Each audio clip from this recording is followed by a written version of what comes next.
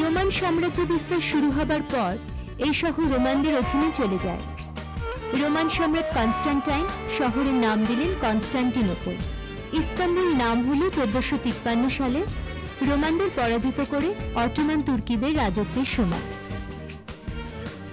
এই হলো Santa Sophia, ইস্তাম্বুলের সবচেয়ে বিখ্যাত স্থাপত্য। সেন্ট সোফিয়ার নামে উৎসর্গ করা গির্জাটি ষষ্ঠ শতাব্দীতে নির্মিত হয়। হাজার বছর ধরে সান্তা সোফিয়া ছিল পৃথিবীর বৃহত্তম গির্জা। অটোমানদের অধিকারের পর গির্জাকে মসজিদে পরিণত করা হয়। তার চিহ্ন নানা জায়গায় দেখা যায়। ইসলাম ধর্মে যেহেতু মূর্তি বা চিত্র নিষিদ্ধ, তাই কোনো মূর্তি অক্ষত নেই।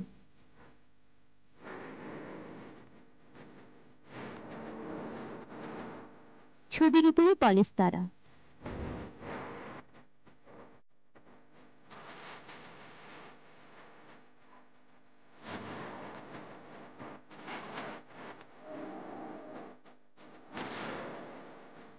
এখানকার লোকেরা বিশ্বাস করেন যে সান্তা সোফিয়ার দেয়ালের গর্তটিতে আঙুল ঢুকিয়ে হাত ঘুরিয়ে যদি বৃত্তটি সম্পূর্ণ করা যায় তবে মনোবাঞ্ছা পূর্ণ হয়।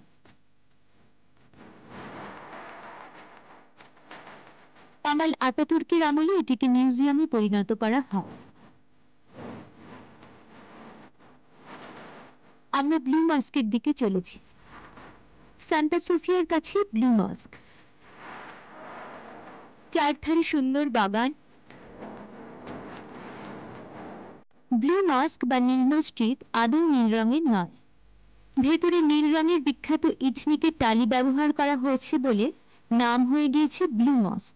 অটোমান সুলতান আহমেদ সুদৃশ্য সান্তা সোফিয়া দেখে ঠিক করলেন আরো সুন্দর আরো উঁচু একটি মসজিদ তৈরি করবেন। সুলতান আহমেদের সেই কল্পনাকে ষোড়শ শতাব্দীতে রূপ দিলেন তুরস্কের বিখ্যাত স্থপতি মোহাম্মদ এমিন আগা। ভেতরে বিশাল চত্বর। ব্লু মস্কের উচ্চতা সান্তা সোফিয়ার থেকে ফুট 10 বেশি।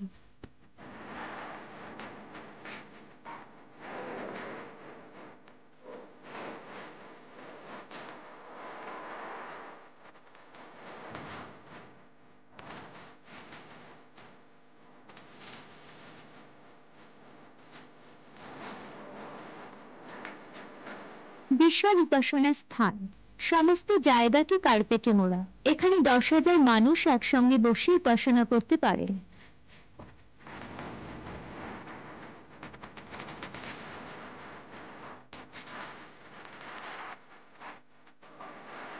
ইস্তাম্বুলের একমাত্র মসজিদ যার 6টি মিনার। পুরনো ইস্তাম্বুল।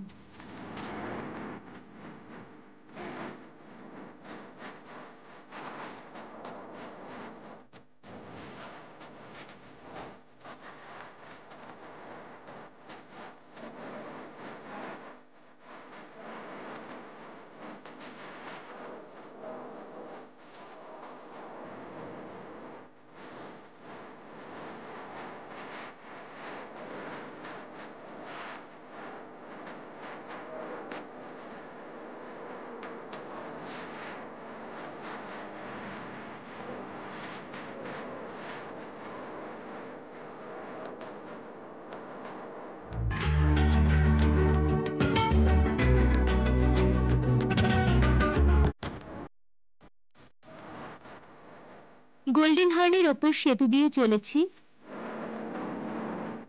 সামনে নতুন ইস্তাম্বুল। চলেছি শহরের মধ্যে দিয়ে। দৈমাগাছি প্রাসাদ, অটোমান সম্রাটদের তৈরি।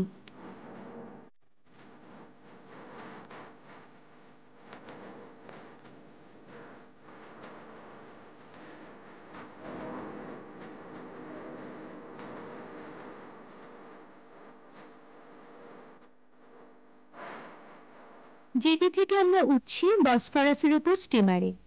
বসফরাস ব্রিজ, উঁচু সেতু, ইস্তাম্বুলের দুই তীরকে যুক্ত করেছে।